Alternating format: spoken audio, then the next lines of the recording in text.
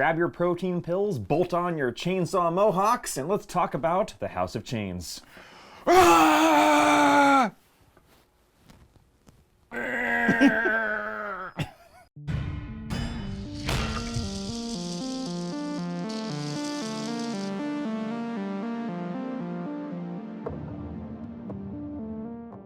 Hello, Hive Scum of YouTube, and welcome to Necromundown. I'm Joshua. And I'm Mitchell. And we've been promising it for a while, so we're finally getting into the first of our house deep dives. Starting with the biggest, the baddest, the youngest, and also our #1 recommendation for the gang you should start with, House Goliath, aka the House of Chains. Very brief lore intro. I have to do this before Mitchell falls asleep, so I have about 30 seconds. Goliath was originally an experiment between House Vansar and House Escher to create the perfect slave race. They got out of control, and now they run all the forges and the slave pits of Necromunda.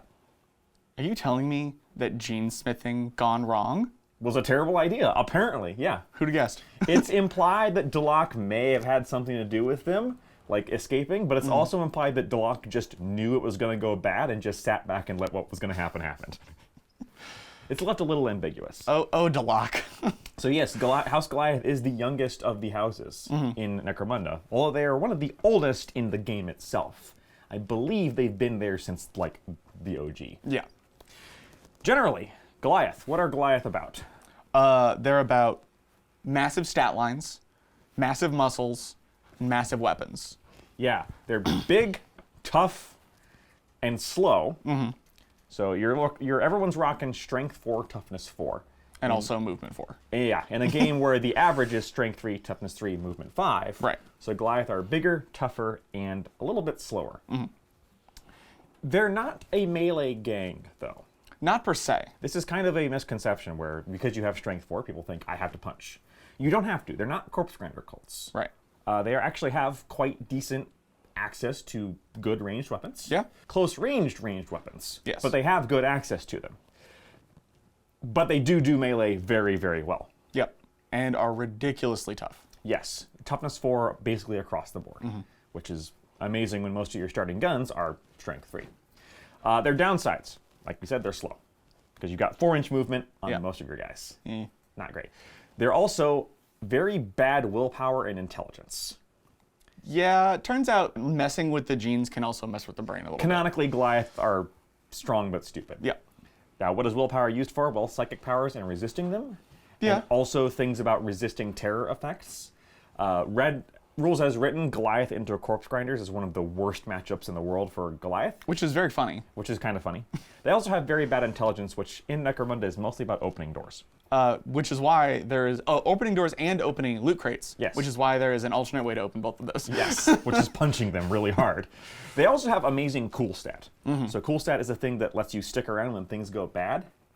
Your basic gangers are rocking cools of like 5. Yeah, cool is the most useful and most used mental stat. Yes. And that is a very good thing for Goliath. They're also worth a lot of points in game, Yeah, which usually. means you're probably going to be rocking smaller gang sizes to start. Yeah. Your basic ganger's 55 credits. Which can add up. So, let's start about talking with their house-specific skill. Muscle. Muscle. All of this can be read in Arnold Schwarzenegger's voice, by the way. Yeah. Muscle is an interesting one because the only ones who have access to it as a base primary is the alternate champion. The stimmer, yes. The stimmer. Yeah, your leader and your basic champion only have access to muscle as a secondary. Right. Which is okay because honestly, it's not great. It's like middle of the road, maybe a little bit below par. It's not the worst house skill, but it's really Vansar. But it's not the best either by a long shot. There's 2 highlights here. Sure. One of them is called Iron Man, which is that your toughness is not reduced by flesh wounds. Which is insane when you start with a 4. Right, because remember, in normal Necromunda rules, as you take flesh wounds, your toughness also goes down, making you easier to wound again. This can ignore that. If you still get 4, you die. Yeah. But you still fall over dead if you have, if they're equal. Equal to your wound. But this is good for staying around. There's also walk it off. It's a weird kind of niche choice. What it says is if you basically take 2 move actions, you get to remove a flesh wound. Or heal a wound. Or heal a wound, which healing is very, very rare in this game. So it's good, but the condition to have to walk twice is kind of annoying. It is, but it does also synergize with walking away from a bad situation to reposition. Know when to retreat. Right. All the other skills are garbage. So that's 2 out of 6 are pretty decent. Yeah. The other problem is that the other skill that most of them, the skill tree that most of the Goliath have is ferocity. Yes. Which is very good. Yeah, it's one of the best. Right. And we'll get to that as we talk about that. Now, their unique mechanic. Oh boy. If you start this gang, it can be very, very overwhelming to look at their unique mechanic. It is called gene smithing. And what it means is when you create your gang, or when you hire a new ganger, you can customize them. There are, this is why it gets confusing, 3 different sub-factions of customization, and each one of those has like 6 or 8. I believe it's 6 to 8, yeah. Different powers that you can then upgrade them with. Or downgrade them. Or downgrade them with. Leaders and champions can get 2 upgrades, and everybody else can only get 1. Right.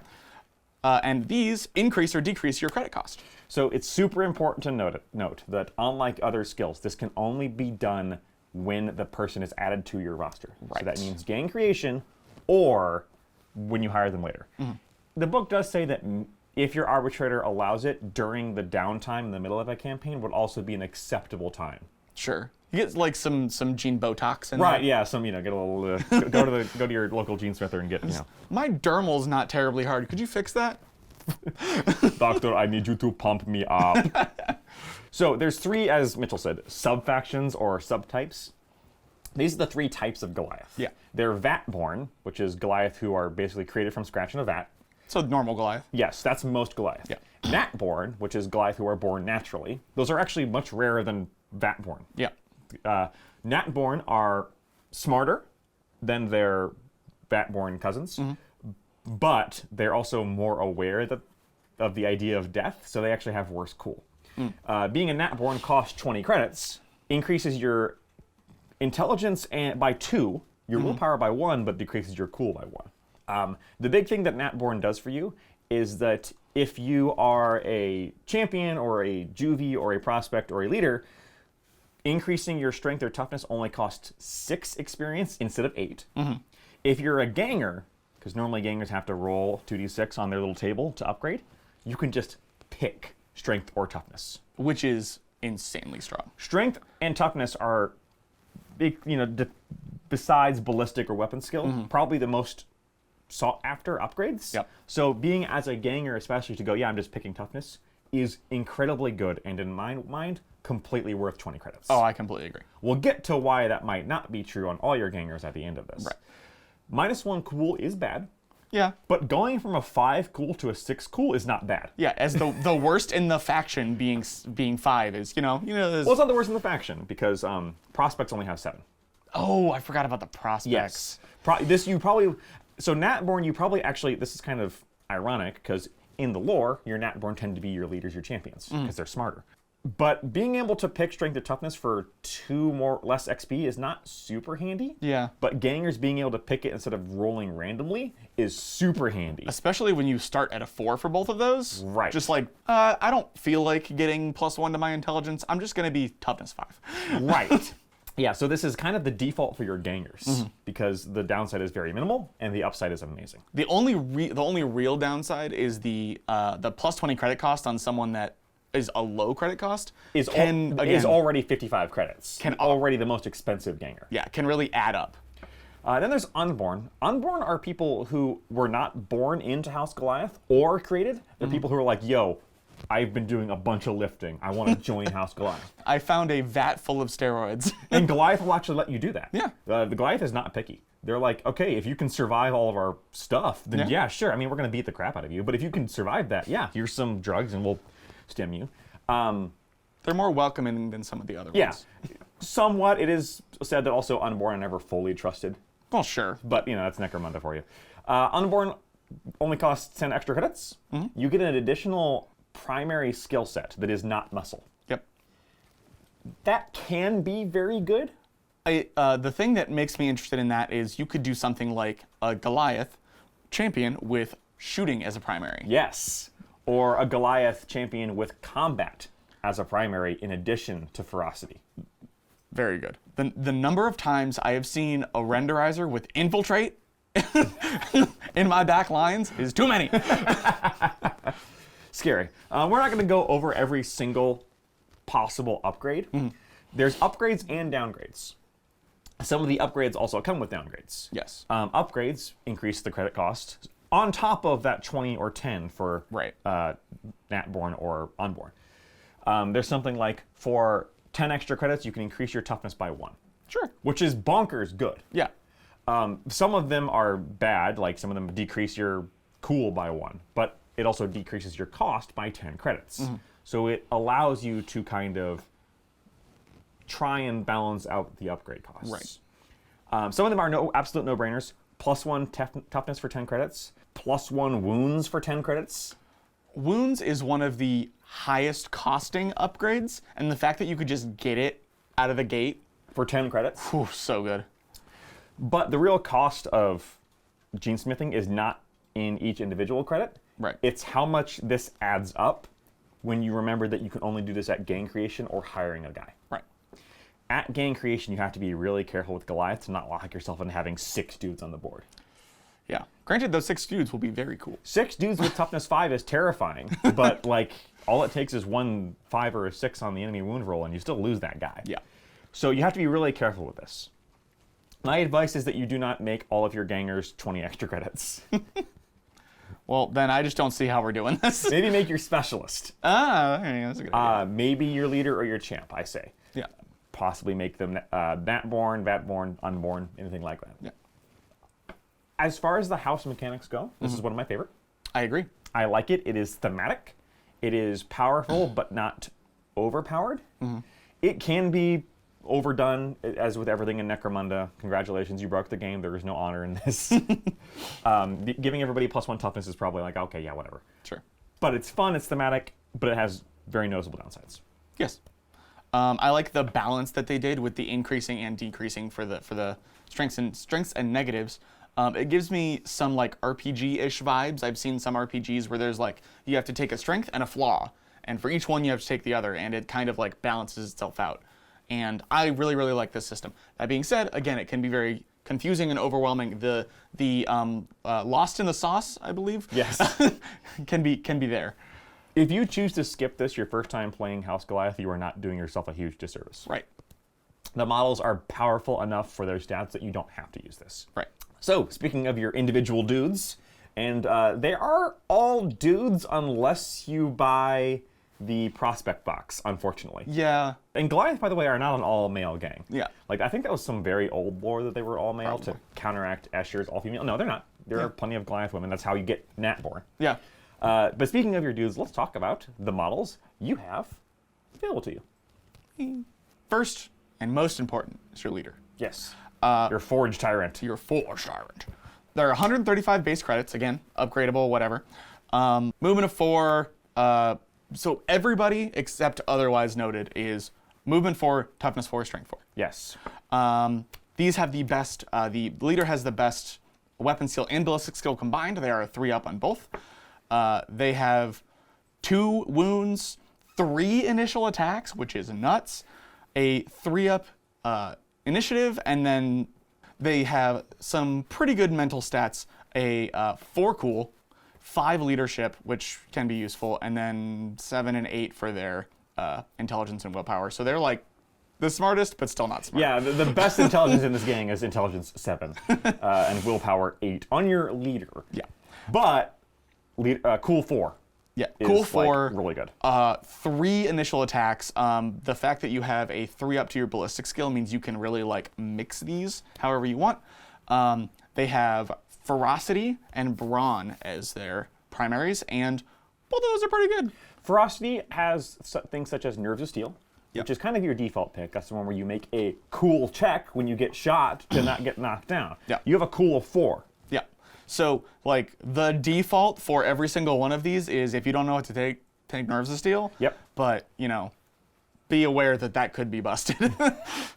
Yeah, and it is very fitting for Goliath, to be fair. Yeah. Brawn is better than it used to be. We talked about this Yeah. when they redid the rulebook. Brawn now has far less useless skills. Yes. It's hard to justify most of them over Nerves of Steel specifically, but Ferocity in general. Yeah, I agree. That's your leader. You have to have him. Yep. There is no choice. There's no other options. 135 credits is pretty normal for a leader. It's Yeah. a little more, but you are getting Strength and Toughness 4. Yeah, really good stats. My only downside with this guy is that he does have 3-up ballistic skill and 3-up weapon skill. Mm-hmm. So you can either dump a bunch of credits into him and make him a monster at both. But it feels like if you go into shooting, then you're wasting those 3 base attacks. I agree. Which is really nice. But if you're going into pure melee, then you're wasting that 3-up ballistic skill.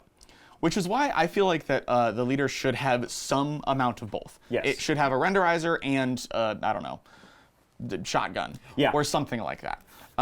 Or it should have, a melt-a-gun and and a las, pistol. The phrase melt a gun and is always terrifying. Yeah, so it does make them very, very, very, very expensive when you do that. But that's the way I feel like you should do it. Yeah.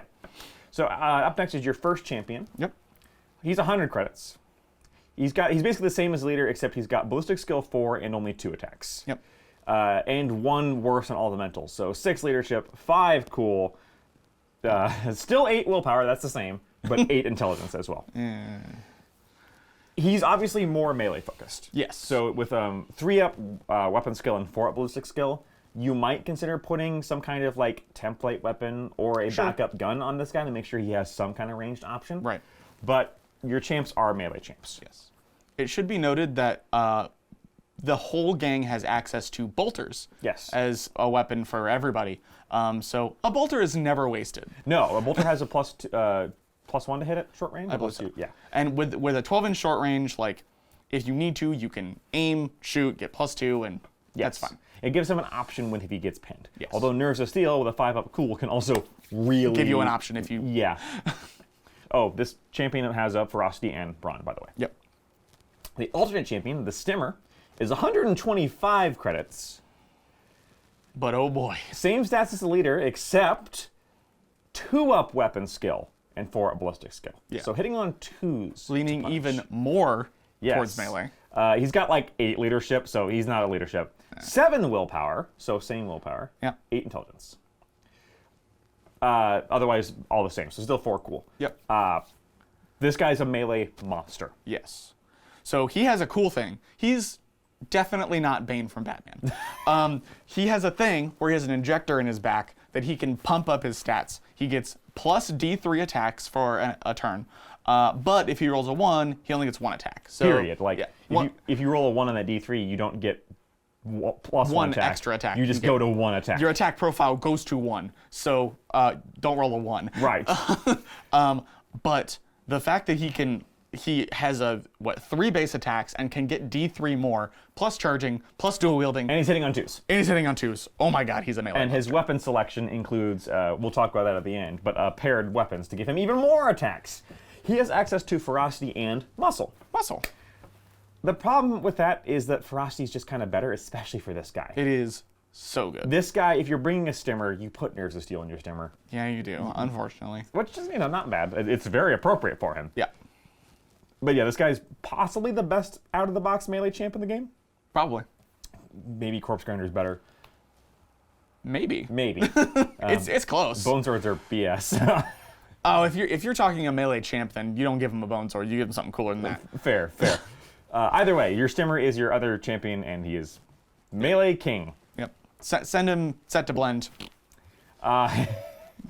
He comes in the. He does not come in the main box though. No. He comes in the alternate box along with the next one, the Prospect, who is a giant letdown. Yeah, they really had to balance this box. They put one of the best things in the faction and the worst thing in the faction. Yeah. So your Prospect, which is, by the way, one of my favorite models. It looks really cool. Prospects are only strength 3. Yes. They're not full Goliaths yet. They haven't been pumped up yet. Yeah. They're still toughness 4, though. Yes. Which is still very good. Ask a squat player. Yeah. They also have 5-inch movement, as opposed to the normal 4. Hitting on 4 weapon skill, 5 ballistic skill, 4-up initiative, 1 attack, 1 wound, 9 leadership, 7 cool, 9 willpower, and 9 intelligence. If they had 2 base attacks, Maybe. I could see it. They are 35 credits. That's what I was about to say. They're real cheap. Yes. But the weapons that you can put on them are not real cheap. That's the real problem. Because... We will get to the details of the weapons later. Yeah, your Juvie is just as cheap. Yes. But has strength 4. Yes. And has this basically the same stat line otherwise. The only thing that the Juvie doesn't have is +1 movement. Right. Which, is not something. It's not nothing. Especially if you're doing melee, you really want your increased movement. Prospect does also have access to the combat skill set, which is good. Which is not bad. Better than Brawn, I think. Generally, as a prospect for most factions, you're going to be spending your advancements on skill increases. The only reason to buy prospects off the bat is because you want to invest in them to become champions later. So I could see early game, like either at game creation or very, very early in the campaign, buying prospects rather than Juvies. Right. To get that point, but then later just buying Juvies because there's no way they're going to upgrade later. We'll talk a little bit about it now. The other problem with prospects is that they have like 2 melee options. Yeah. A fighting knife, which is cheap and cheerful. It's not Sure. the worst thing. And a heavy rock saw. Which is 140? Yeah, 100. I think it's 130 credits. 130 credits. A terrifying melee weapon, but A, it's 4 times as expensive as the model itself. Yep. And B, you only have 1 attack. So on the charge, you have 2 hitting on 4s. And the heavy rock saw is unwieldy, so you can't dual wield with it. Nope. It also takes up 2 weapon slots. Yep. It's so strange. Yeah, that's odd. Oh, they can also take a Storm Welder, which is an awful weapon because it's got rapid fire 3 and unstable. Yeah, it's pretty bad. Prospects, it's such a shame. Yep. You could mitigate their bad stats somewhat with gene smithing, True. but then you're kind of sacrificing their cheapness. Right. You could, increase their weapon skill by 1. You could bring them back up to regular strength. Right. Which I think is what you'd want to do, actually. Yeah. Yeah. Maybe if they were 4 and 4, so they weapon skilled, hit ballistic skilled on 4s. Right. That often happens with prospects. They're good at the thing that normal Goliath aren't good at. But no. In this case, it's just 5-inch movement. That's all they've got. That's all they've got. It sucks. Which is not nothing, but It's almost nothing. it's a hard sell to take prospects. Yeah. Next, we move on to the tried and true Ganger. 55 credits for mostly the same stat line we've been looking at. 4 to hit on weapon skill and ballistic skill. 4-inch movement. 4-inch movement. Everybody has a 4-inch movement except for that prospect. Yes. God, they got 4s all over the place. 4 on their hits, 4 on their strength. 4 on their hits, 4 on their strength, 4 on their toughness, 4 on their initiative. Only 1 attack and 1 wound. Yeah, they don't have 4 attacks, unfortunately. They're obviously the best stat is cool. They cool on a 5, and everything else really sucks. 8s and 9s, baby. They are pretty expensive for a Ganger. Yes. Because their stat line is decent, but their access to their weapons are nuts. That's their real strong point, I think. And they're not actually that expensive for a Ganger. I believe Delok and Warlock are both 60. Really? Yeah, Deluxe Gangers actually suck. I know. Well, that's Delok for you. Yeah, that's true. So they are a little pricey, though. Yeah. But strength 4 and toughness 4 at the start is, really good. Yep. And then you can give them shotguns, bolters, axes, cleavers. Just the variety of weapons that they can take can really customize them to be what they need to be. You can make them dual wield with, flails, so they get +1 to hit, strength 5, 6 attacks. I don't know. I will say that the one downside of the Goliath Ganger, and I wonder if this is because it's one of the first house books. Yeah. Their initial weapon selection is pretty limited. That's true. They can get the axe and the brute cleaver. I wrote those 2 down because that's actually kind of the only 2 they can get that are decent. And the fighting knife or something. But they don't have flails on their base list. No. Which is really dumb. You buy them later. Right, yeah. But I'm thinking at gang creation. Yeah. They're not great, which is weird. You think they'd have access to it. And they don't have access to their house weapons. Sure. The renderizer and the polarizer. As well they shouldn't, because that would just be what you take. They have access to ferocity and brawn, but gangers As a usually, Ganger, you're probably not going to get that. But specialist, Specialist can. yes, and remember you get 1 specialist. And then last but not least, only because their prospect was what we talked about first, is your good old Juvie. For 35 credits, has basically the same stats as the prospect, so weapon skill 4, ballistic skill 5. 4s and 4s, though, for strength and toughness. Still only 1 attack, 4 of initiative. Leadership 9, cool of only 7. Sure. And then 9s and 9s for willpower and intelligence. So from the prospect, they trade 1 strength for 1 movement. Yes. And that's it. Yes. So the fact that they are 4s and 4s for only 35 credits, still pretty good. Yeah, what's really weird is that they're the same physical stats as a ganger, except for ballistic skill. Yes. And obviously, you lose 2 points of cool. Yes, But- which is not a small deal. 7-up cool is also pretty good already. It is fine. It's you have a better chance of passing than failing a cool Right. check. Basically, it makes it difficult to make a melee ganger. Yes. Because why would you? When you could just make a melee juvie for 20 credits less. Yeah. And the only thing you're losing is 1 point of ballistic skill you're not using, and 2 points of cool, which are important. Yes. But 20 credits important? Fair. You could also Genesmith to make your cool slightly better. You could. As juvies go, their weapons access is very limited at start. Always. Pistols and melees. But if you're going Yeah. melee anyway, Yeah. Not a terrible option. And they have access to ferocity, which as a Juve, you can, pick stuff from it, and it is one of the best skill sets. so that's it for the baseline gang fighters. Now we get to the brutes, the pets, and the vehicle. There's only one. Well, I was going to say everybody only gets 1, but some people get 0. Cries into Locke and Mansar. But each faction only has 1. Actually, even Escher doesn't have 1 because it's technically a mount. I mean, same thing with Kadar. Yeah. So there's actually not very many vehicles. No, there's only that are 3. housed. There's only 3. Woo! Anyway, so for your brutes, you have access to the Ambot, and you have access to all the same neutral brutes. The normal ones, yeah. You do get the Servitor Ogren discounted to 180 over 210. We talked about that in our brutes video. It's not very good. It's not very good. It's still not good at 180. No. Especially when if you wanted to, for 210 credits, you could get the Zerker. So he's like Bane on steroids on steroids. So yeah, the Zerker, for 210 credits, you get 4-inch movement, only 3-up weapon skill, interestingly. That is weird. 6-up ballistic skill, because it does not matter. Strength 6, toughness 5, 3 attacks, 5-up initiative, 3 wounds. 3 wounds, leadership 7, cool 6, willpower 8, intelligence 10, the worst in the book. We don't talk about those last 2. Right. He has the same chems rule as a stimmer. So he can get D3 bonus attacks. Only hits on 3s and not 2s. That is weird. But you do get, strength 6. Yeah. Your baseline weapon is the open fist, which is a strength weapon, so only strength 6. Only strength 6. AP 1, damage 1, and knockback. So probably the reason he hits on 3s is because he's gone a little bit too crazy bloodlust. I'm assuming so, yeah. So he's like kind of flailing around. Zerkers are the ones who've injected too much drugs Yeah. and just, completely hulked out. You can also upgrade for 70 credits to the mutated fists, if you're flush with credits. which sets you to strength 7, which is useless. Basically. Against anything that's not a toughness 7 vehicle, which was not in the game when they wrote that, so that's kind of True. annoying. Strength 7, AP 2, damage 2, knockback, pulverize, versatile 2 inches. 2. Okay, well that speed 4 matters less. That's kind of the thing. Like 70, first off, this guy's at 200 credits, so he's the same as an Ambot.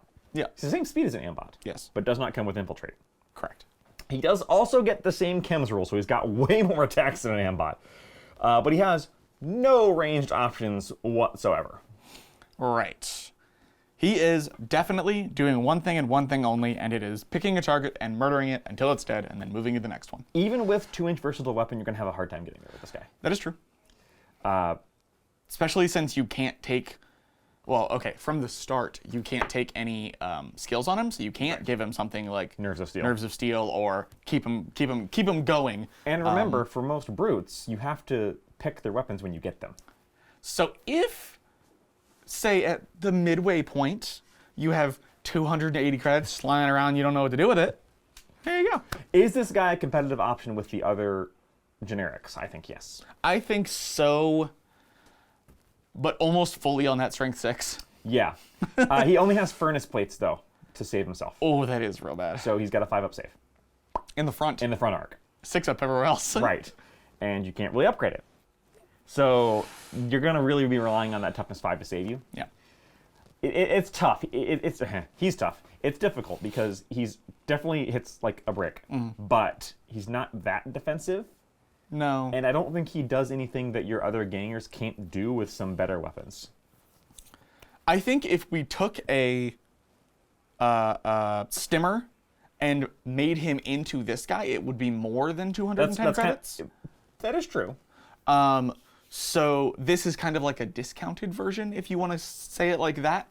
That being said, it does take up one of your hanger-on slots, which can be rough.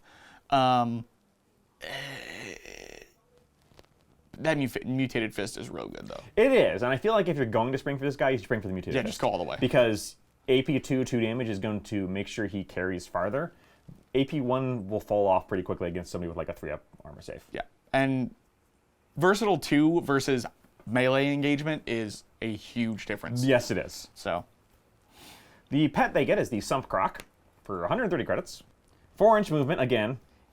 He has to keep up with all your other guys. Honestly, like, we don't even really need to talk about the stats here, because what matters is that this guy is basically like having a champion that follows your other champion around. Yeah. He's got the same stats. He's got the countercharge skill, which is very strong. His ferocious jaws are strength 4, AP1 with rending, but that's all he has. Mm-hmm. It's expensive for a pet. I think he doesn't go nearly as far. Yeah, I agree. As another champ was. I mean, unless you're doing it for fun, I would not really bother with this guy. Yeah, he's basically like you said, cheating to get another guy on the board, following another champion Which does around. have its use. It does, but he's not great. No, he's not. So now for the one vehicle, the first of the vehicles. That is true. The Mauler, 100 credits, movement 7, 5 toughness in the front, 4 on the side and the rear. It's got 3 wounds, which is very good. Yes. 5-up handling, which is also very good, and a 5-up save, which is fine. Now, the fun thing about the Mauler is that it is a vehicle. It looks like a bike. It's not. Yeah. So it does not have the Wasteland bike rules. The real fun part was when this came out, so did the Escher one. Yes. They looked almost identical, but one was a vehicle and one wasn't. One was a mount. Yeah, we'll talk about that when we get to Escher. The gimmick for the Mauler is that it's a hybrid drive because it has tracks in the back and wheels on the front. Yeah. It's the mullet of vehicle types. I feel like the mullet would be the other way around. Business in the front, party in the back. Yeah, I guess. Yeah. Either way, that means it does not suffer from difficult terrain like a tracked vehicle. True. But also does not, I mean, it still has 7-inch movement. Yeah. Like a wheeled vehicle. The only other thing that it can get a power ram, which is if you hit someone in the front, you increase the strength, AP, and damage by 2. Cool. It's basically having a spiked tire on the front. It is. It's just big spikes on the front. Literally spikes on the front. It's cool. 100 credits. For 100 credits, you're competing with the light vehicle. That's kind of edging up into medium vehicle territory. It is. But this has the stats of a medium vehicle. It does, with 3 wounds and a really good handling and a decent armor. Yes. Still pretty fast. I like it. Yeah. You can still give one. You can still put a weapon on it. Mm-hmm. There's a weapon hard front, crew operated. It's fine. Yeah. It's tough enough. This has to be crewed by your Goliath crew, obviously, which is another 25 credits. Yeah. So really, this thing has a base cost of 125 credits. True, but every vehicle goes up by at least 20. Right. Yeah. And they call it. They have ballistic skill 4. So. Yeah, it's fine. It's a fine little vehicle. I think it's pretty relevant because you can put a decent weapon on there, and it's tough enough to get there. Yeah. So yeah, it basically is the mobile stats of a light vehicle being basically a weapon platform with the defensive stats of a medium vehicle. I like it. Yeah. So, after vehicles, we go to the hangers-on. They don't have any Goliath-only hangers-on except for one, which is also really bad. It's very bad. Well, I guess we'll start with that one. It's the pit trainer. For Goliath only, after every battle, 3 fighters who are not in recovery can train. A trained fighter gets a random primary or secondary skill for the next battle only. And on a 1... And you roll a d6. Yep. On a 1, that fighter rolls on the lasting injury table. Which, by the way, means you can die. So you're going to pay to get a random skill and potentially take an injury. I would love for you to go to like, oh yeah, I got nerves of steel on my guy, and he's dead. And, I rolled lasting injury. Okay, that's not so bad. 66. Who gets the XP for that? The arbitrator, I guess. That one's bad. Don't get it. Yeah. They also get 2 hangers-on that are not unique to them, but are discounted. Mm-hmm. The Brute Handler, who instead of his normal 110 costs only 55. Which is pretty good. Basically, after every battle, if you have a brute, you make a willpower check, and if you fail the willpower check, not pass, if the brute, it's the brute's willpower, fails the check, they get D3 experience. If they pass the check, they were too willful and they didn't get trained. I feel like somebody who made that rule was taking a college course. I feel like somebody who was making that rule looked at willpower and go, wait, we can't have them try to pass that. All these willpowers are 8. Now, your brute is the stimmer. Yep. Or sorry, the Zerker, which, as we discussed, is decent. Yeah. Any of the basic default brutes, also pretty decent. Yeah. He also gives Nerves of Steel to a brute while within 3 inches. Which is actually really good. Yeah. That alone is probably really good. Yep. That being said, he is a hanger-on that buffs brutes, which means it's at least 2 slots taken up by just this combo. Yep. So it can get pricey and what's the word I'm looking for? Where there's exclusive. Yeah. Opportunity cost. Opportunity cost. Because you're not having any rogue docks or ammo jacks. Yeah. Yeah, I like him. He's much more attractive at 55 I completely than agree. 110. Yeah. I'm surprised he's available to other gangs at 110, but I definitely wouldn't take him at 110. It makes sense, but yeah, I'll never take it at 110. Other one, Chem Dealer. Down from 50 to 25. Very good. Makes all your chems common, including the lovely Stim Slug stash. You can, before a battle, you can choose to, like, buy chems on credit, basically. Yeah, you basically give someone a chem, and then if they don't use it, you don't have to buy it. But if you do use it, you have to pay for it at the end of the game. And if you can't pay for it, he leaves and then tells everybody you're a jerk and you can't ever hire another one. Honestly, Stim Slug Stash are what, 20? Yeah, they're 20 and they're only rarity 7. Yeah. So it's kind of a wash on that one. There are some of the more esoteric or weird chems There are some cool ones that I like. can really buff your melee. Onslaught, for example, Friends On, stuff like that.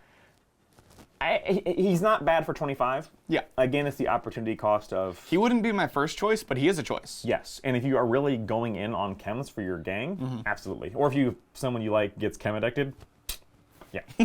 He'll keep him supplied. Last, we get to something that we haven't even covered in Necromundown before. Yeah, we keep forgetting it exists. It's house terrain. Basically, anybody can buy certain terrain pieces, being the ammo crates or some bombs and traps. Yeah. They're often more expensive than they're worth, as we'll talk about here. Certain houses have certain ones that they can buy, only they can buy. Yep. The number of these goes down as the books goes on. Weird. I believe Goliath has the most at like 5 of them. Yeah. I remember there's a good one in Kodor, but that's literally the only one I remember. It's their shtick, yeah. So we'll start out with the amnio canisters, which is a joke on amniotic fluid, which is the stuff that they're raised in the vats. Gross. Yeah. For 60 credits, you can heal a flesh wound if you're within 3 inches of it at the end of a round. Again, healing. Yeah, but you got to get back. Like, you can only place these things at the start of the game. You can't move them around. Yep. And you got to get back to that thing. So, like, if your heavy bolter is sitting back there and takes a wound or something. Yeah, you can make that really annoying. But, yeah, only 3-inch range. It can't move. It only heals flesh wounds. Right. Yeah, it's for 60 credits. It's not bad for 60 credits. I have seen a bigger waste of 60 credits. Right. But it's not great. Furnace barricade. 10 credits. It's a barricade you put down, and if you're within an inch of it, you can ignore the blaze or melt a trait. I'm going to say that's actually decent. That's not terrible, because at the very least, it's cover. It is a cover that you can place, and also against certain people, if they're playing a blaze heavy build, you could absolutely ruin their day. Yeah. I'm just, oh yeah, that's a nice flamer you have. You know, I'm immune to blaze. I'm toughness 5 and I can't be set on fire, so I'm going to be here the whole game. And I'm going to shoot you. Oh, you want to get closer. Exactly.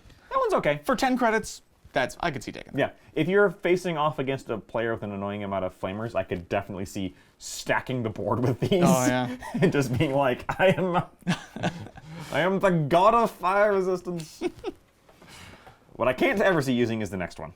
The heavy rivet cannon. So all of them have like some kind of stationary weapon. This one is 75 credits. The only thing you need to know is that it's a stationary weapon with 18-inch range. It has 18-inch range, and you can only use it if you're the defender in a scenario. Yes. Because it's stationary. Can't bring it with you. Yep. And it's real bad. Yeah. The rivet cannon, as we will get to in a minute, is bad. Is bad. And this is one that can't move. Yeah. Pillar of Chains. I believe that was in a Hellraiser movie. 20 credits. It's a gang relic.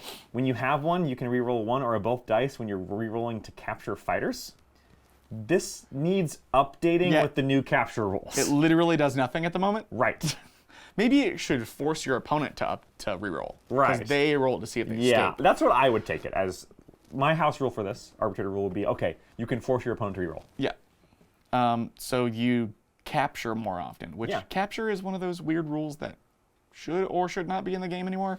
I still think it's good, and I don't think this is worth 20 credits. No, it's not. Your other gang relic for 100 credits. So what's really funny is the Pillar of Chains doesn't actually function as a gang relic. The Relic of the Forge does, only when you're the defender. You ignore disarm and reroll all your ammo rolls within 3 inches. And within 3 inches, enemies have to make a nerve check or be broken. The basic relic increases your cool and willpower by 2 if you're within 3 inches of it. I mean, rerolling ammo is good. Again, you set it next to a heavy bolter, and dear God, you're going to need it. And making your opponents not be able to walk within 3 inches without making a nerve check or be broken can be powerful. Not against you. You got 5 cool. Who cares?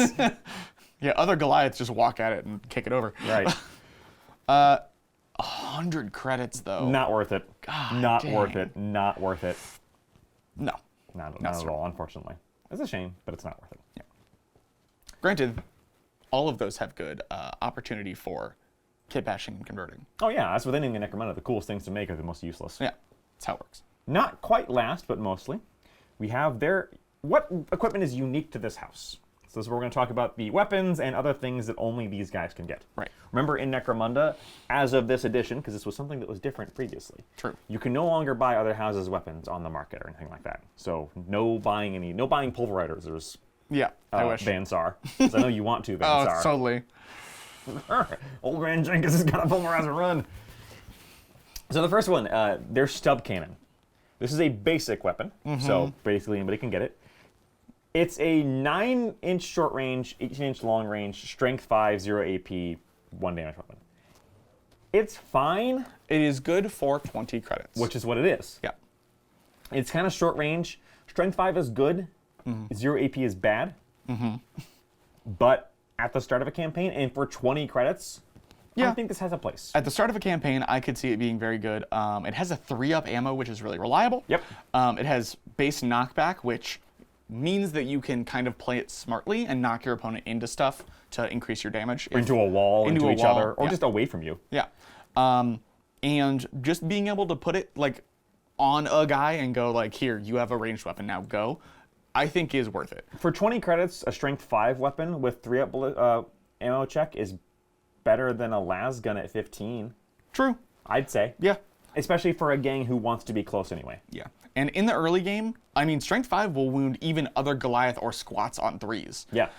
In the early game, when armor is toughness hasn't been upgraded yet and armor's still low, it's good. Yeah, that's terrifying. Replace it later. Yep. Assault grenade launcher. This is a heavy weapon. Takes up 2 slots. It is only available to the Stimmer. I love this weapon. It's a normal grenade launcher. How much does it cost normally? It's 65 credits. Unlike a normal grenade launcher, it does not come with cracks by default. Yeah. But it does get rapid fire 1. And unstable. Oh, no, don't worry about that part. You have rapid fire AoE grenades. With unstable. On your Stimmer, who you really don't want to die. It's like a 8% chance. Rapid fire and unstable always scares me. Well, I'm not going to lie. Now, to be fair, it's rapid fire 1, so you're rolling the same amount of dice. Okay, that is true. That is true. That is a good point. It's not rapid fire like 2 or 3. But yes, he is very, very expensive. Stormwelder, yeah. Stormwelder. Yes, he is very, very expensive, but oh boy, when you get like 3 AoEs on the same group, oh, that's gonna feel good. Yeah, so this is the only way to give your Stimmer, who by the way, remember has a 4-up? Yeah, 4-up ballistic skill, so he's not as bad as your Zerker. It's the only way to give him like some kind of ranged punch. And you can get Crack, which doesn't have Unstable, but also doesn't have Rapid Fire. It's also 30 credits. For 30 credits, or Smoke for 20 credits. I really like it. because I am a monster. I mean, it seems like you could have some real fun with this. Yes. We did look this up. Rapid fire and AoEs don't quite work the same as they normally do. No, really. So rapid fire specifically says you get that many attacks on a successful hit. So if you miss, you only scatter once. Right. You don't scatter There's no scattering deep. But it's so cool. But if you hit, it's just like, here's a blast template, here's a blast template, here's a blast template. And with rapid fire, you can split it, which we never do for some reason. So if there's two guys standing next to each other, you could go boom, boom. Oh, that's terrifying. Yeah, this looks like it could be a lot of fun. It's a little expensive. It is definitely flexing. The other problem is it takes up 2 slots, so you will not be dual wielding with your stimmer. That's true. It's hard to not make use of the 2-up weapon skill for a dual wielding weapon. Yes. Is my only problem with this. That's true. Because otherwise, if I could have this on my leader every ding dang day. So in the last campaign I played, I took the grenade launcher, I gave him the suspenser that gives you an extra weapon slot, and dual wielding melee weapons. He was an absolute monster. He never exploded. So pull that slot machine and have some Die historic on the Fury Road, basically. Exactly. It's my favorite weapon in this. It's certainly fun and usable. It is unlike the Crumper Rivet Cannon. Also a heavy weapon, also unwieldy. Short range 3, not a typo. Long range 9, not a typo. +2 to hit at short range at 3 inches. It has 2 profiles, both of them worse than just having a plasma gun. Strength 4, 1 AP, 2 damage. Rapid fire 1 and rending. Or strength 6, 2 AP, 2 damage. Blaze and rending. Yeah. It's got a 3-up ammo check as well. Yeah. It's 70 credits. It is, so that's, That's cheaper than a plasma gun. It's 30 credits cheaper than a plasma gun, but it is 3-inch short range. 9-inch long range is bad. Yeah. So here's what you do. This is Magical Christmas Land.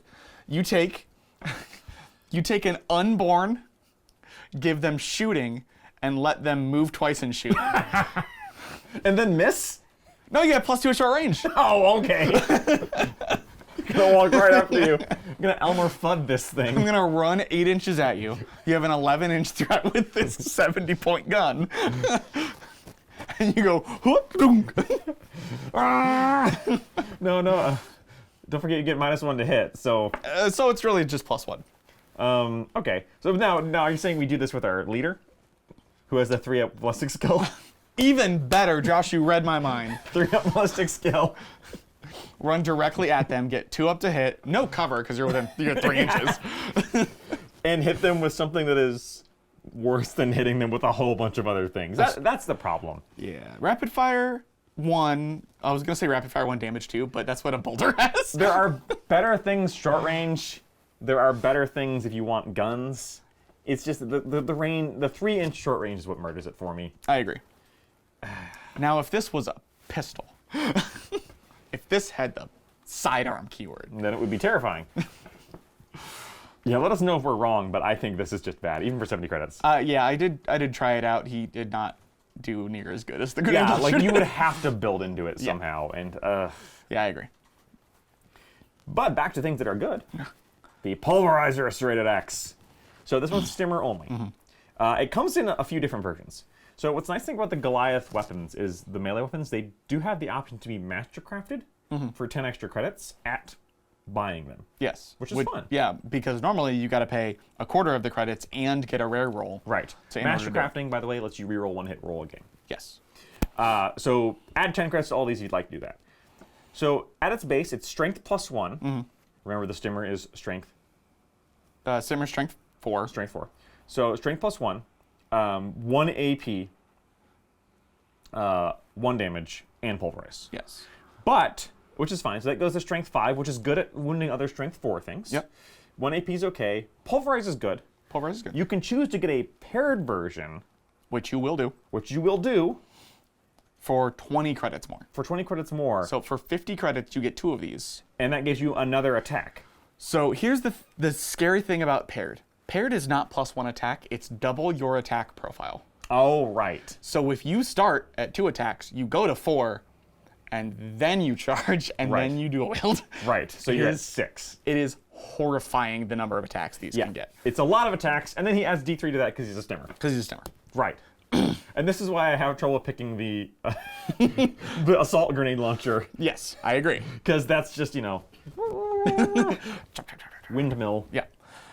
So that is the lots and lots of attacks version. Now, they're not great attacks because it's only AP 1 damage. That's true. But if you're throwing 7 of them, one of them's going to get through. Yeah.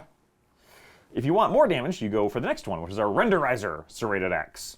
This one is strength +2, bringing all your guys up to strength 6, which is a very important breakpoint. Good breakpoint. Still only 1 AP, 2 damage.